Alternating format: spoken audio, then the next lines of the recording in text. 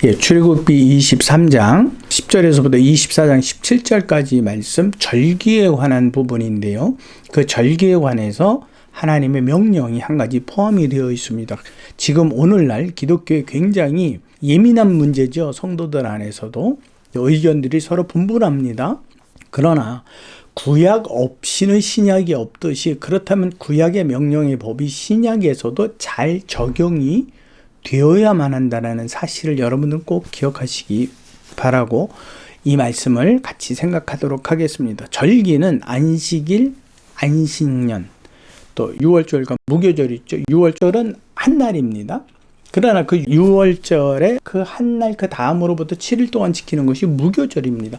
무교절은 그 말 그대로 누룩을 넣지 아니하는 떡을 먹는, 즉 출애굽 사건을 기억하기 위해서 말씀하신 겁니다. 그 다음에 맥추절이 있습니다. 초실절이라고도 하고요. 처음에 이모작을 하는데 처음에 밀과 보리 추수하는 것 가운데에서 이제 추수할 때 이제 그 절기를 지키는 것이고, 그 다음에 수장절이 있습니다. 장막절 혹은 초막절이라고도 이야기를 하는데, 이것은 40년 동안 이스라엘 백성들이 광야에서 천막을 치고 생활했던 것을 그 자손들에게 기념하게 하기 위하여서 하나님께서 명령하신 겁니다. 그런데 이 무교절과 맥추절과 수장절은요, 이 3대 절기는 굉장히 중요한데요. 이것은 전부 농번기와 연결이 되어 있습니다. 농사와 연결이 되어 있고 그 추수 때와 연결이 되어 있다는 거예요.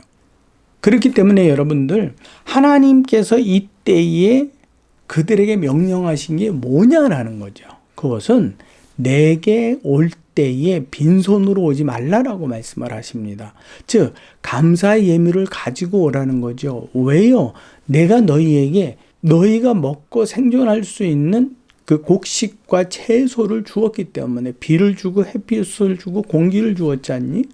그러므로 너는 내가 그렇게 해 주었다라는 것에 대해서 나를 인정하는 마음으로 너희가 가지고 있는 것 중에 가장 좋은 것으로 가지고 와서 내게 바치라고 명령하십니다.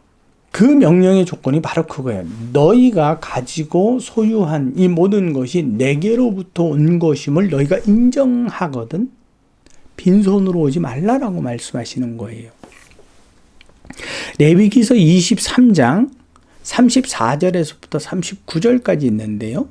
이스라엘 자손에게 말하여 이르라. 일곱째 달 여섯째 날은 초막절이니 여호와를 위하여 이레 동안 지킬 것이요. 37절에 보니까 이것들은 여호와의 절기라. 너희는 공포하여 성회를 열고 여호와께 화제를 드릴지니 이는 여호와의 안식일 외에 너희의 헌물, 안식일 날 드린 것 외에 너희의 헌물, 너희의 모든 서원제물 외에, 너희의 모든 자원제물 외에 너희가 여호와께 드리는 것이다 라고 말씀을 하고 있습니다. 다른 것 드렸으니까 이걸로 그냥 같이 합치지, 이게 안 된다라는 거예요. 분명히 명목상으로 다른 겁니다. 서원은 나의 결정이지만 절기에 하나님 앞에 감사제로 드리는 예물은 그분을 인정함으로 드리는 것이기 때문에 이것은 다른 겁니다. 그래서 39절에 보니까 너희가 토지 소산 거두기를 마치거든 일곱째 달 15셋 날부터 이레 동안 여호와의 절기를 지키되 첫날에도 안식하고 여덟째 날에도 안식할 것이요. 아주 특별한 날이라는 거예요. 이것은 하나님만 기억해야 될 한 주간이라는 거죠. 이만큼 하나님께서는 그의 백성이 자기를 인정하기를 원하십니다.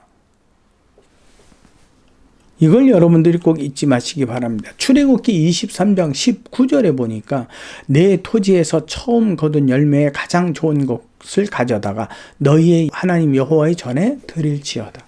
출애굽기 22장 29절에서부터 30절에 보니까 너는 내가 추수한 것과 내가 짜낸 즙을 바치기를 더디하지 말며 내 처음 난 아들을 내게 줄지며 내 소와 양도 그와 같이 하되 이레 땅은 어미와 함께 있게 하다가 여덟해 만에 내게 줄지니라. 내 것이다. 내가 허락한 것이니 내가 허락한 것을 네가 인정하거든 내게 그 증거를 보여라 라는 거예요. 여호와께서 비를 주시고 햇볕을 주셔서 이스라엘 백성이 소출을 거두게 하셨습니다. 그렇다면 그 요구하는 바는 당연한 일입니다. 출애굽기 23장 15절에 보니까 너는 무교병의 절기를 지키라. 내가 내게 명령한 대로 아비월의 정한 때에 이래 동안 무교병을 먹을지니 이는 그 달에 내가 애굽에서 나왔음이라. 빈손으로 내게. 애굽에서 누가 나오게 한 거예요? 내가 나오게 했어. 근데 넌 그걸 인정해? 그렇다면 그 증거를 내 손으로 가지고 와. 출애굽기 34장 20절에 보니까 나귀의 첫 새끼는 어린 양으로 대속할 것이요 그렇게 하지 아니하려면 그 목을 꺾을 것이며 내 아들 중 장자는 다 대속할 것이며 빈손으로는 내 얼굴을 보지 못할 것이다. 여호와께 예물 드림에 대해서 예수께서는 이렇게 말씀하셨습니다. 마가복음 12장 41절에서 44절, 누가복음 21장 1절에서부터 4절까지 기록이 되어 있습니다. 가난한 과부의 두 랩돈, 이 과부가 드린 것은 다른 사람이 드린 예물보다 더 크다. 왜? 그는 생활비 전부를 드렸다. 그러면 생활비 전부를 드리면 그것이 다냐라는 거예요. 아니에요. 그 여인은 그만큼 하나님을 인정하는 믿음이, 마음이, 소망이 컸다라는 거예요. 예수님께서 읽어내신 것은 그 사람이 다 냈느냐 안 냈느냐를 보시는 게 아니고 내기까지 그가 하나님을 어떻게 생각하고 있는지를 보셨다라는 거예요. 이걸 목사이기 때문에 이런 이야기를 참 많이 듣습니다. 과연 우리는 11조를 내야 할까요? 믿지 않는 사람도 거기에 대해서 뭐 이타저타 이야기를 해요. 근데 헌물에 대한 정확한 이해를 갖지 못한 사람의 그냥 망언입니다. 그건. 구약을 정확하게 이해하고 말을 한다면 그런 말은 결코 나올 수 없습니다. 그것은 이스라엘 백성들에게만 해당하는 거고 구약 시대에만 내는 거다? 아니에요. 구약의 하나님은 신약의 하나님이 아닙니까? 동일한 하나님입니다. 누가복음 7장 36절에서부터 50절까지 긴 말씀이 기록이 되어 있습니다. 한 바리새인이 예수께 자기와 함께 잡수기를 원해서 예수님을 초청해 옵니다. 근데 그때에 그 동네에서 죄인이라고 낙인 찍힌 한 여인이 와서 옥합을 깨뜨리며 계속 그 향유를 붓고 머리에 붓고 발에 입 맞추고 자기 눈물과 머리털로 닦고 예수께 그 행위를 나타냅니다. 그때 바리새인들과 주변에 있는 사람들이요. 바리새인이니까 율법을 잘 지키는 사람들이잖아요. 부정한 사람들에 대해서는 결코 가까이 하지 않고 그를 비판하고 판단하는 사람들입니다. 무엇의 기준에서? 율법에 대하여서. 율법을 놓고서. 너는 율법의 죄인이야. 나는 너하고 가까이 하지 않아. 나는 거룩한 존재야.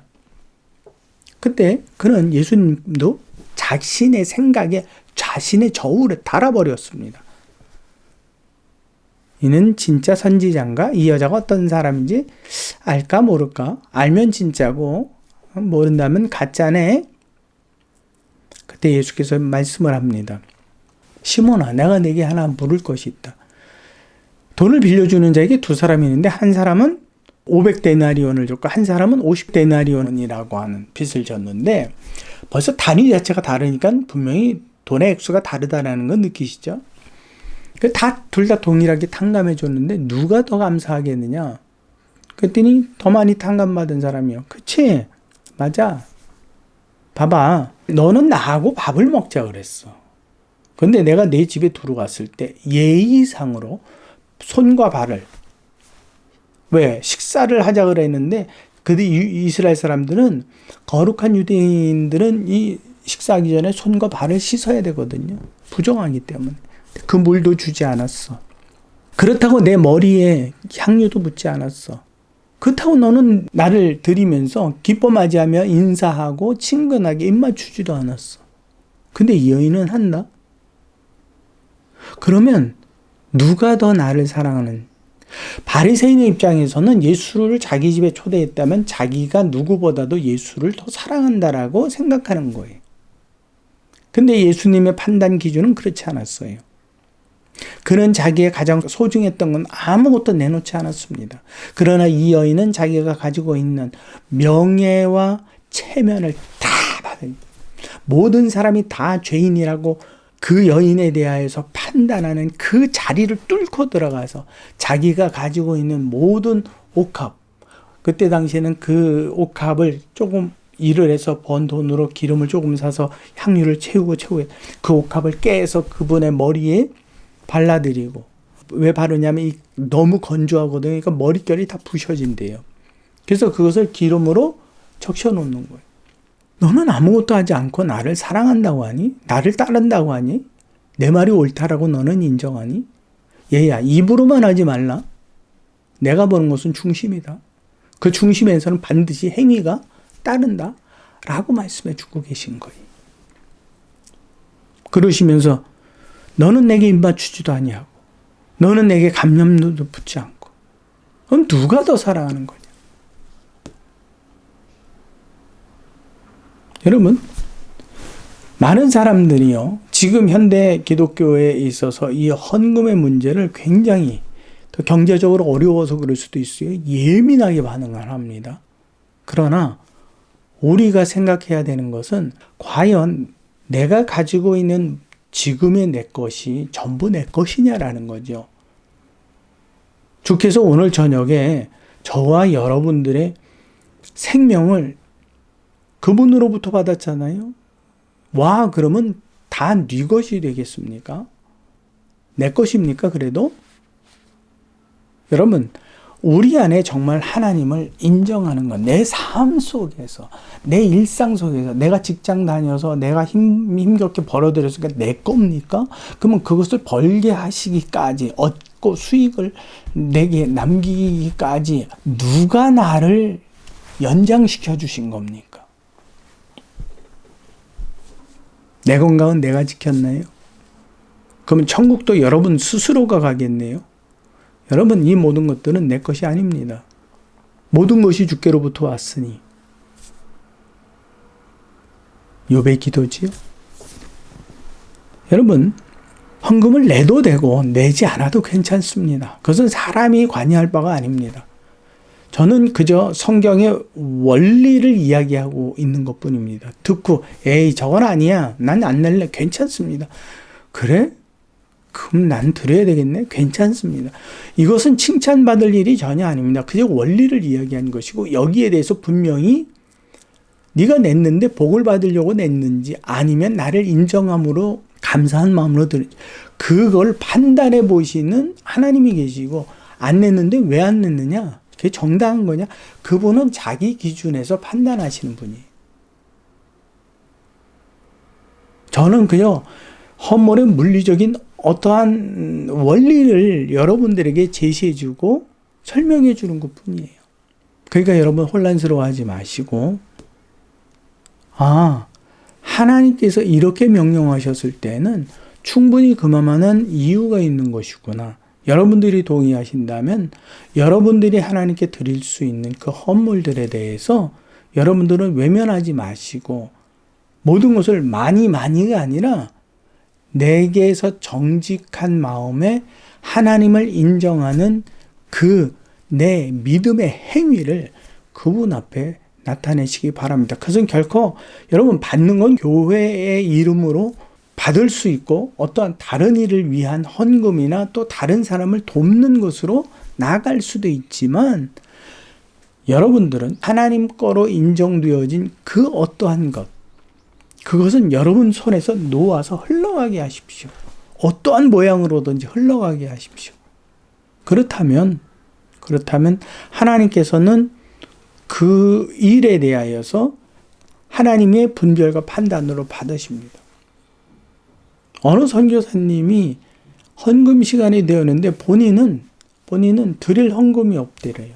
그래서 헌금함에 본인이 어린아이였을 때 그 헌금함을 깔고 안고 있었대요. 그럼 뭐 하냐 그랬더니 저는 드릴 헌금이 하나도 없어요. 그래서 저를 드리는 거예요. 하나님께서는 그분을 굉장히 높이 사용하신 기독교의 역사가 있습니다. 여러분, 우리는 하나님을 인정해서 드리는 게 내가 얻은 11조를 그냥 드리는 게 아니에요. 내가 수고해서 벌은 헌금을 그냥 드리는 게 아니에요. 그분을 인정하지 않는다면 여러분 드릴 필요 없습니다. 복 받기 위해서 드리지 않아도 괜찮습니다. 그분은 공평하신 하나님이기 때문에 악인에게 선인에게 똑같은 피와 똑같은 햇볕을 나눠주시는 분입니다. 단지 하나, 이 헌물은 하나님을 인정하고 그분께 감사하는 마음이 있거든 드리시는 것은 옳다.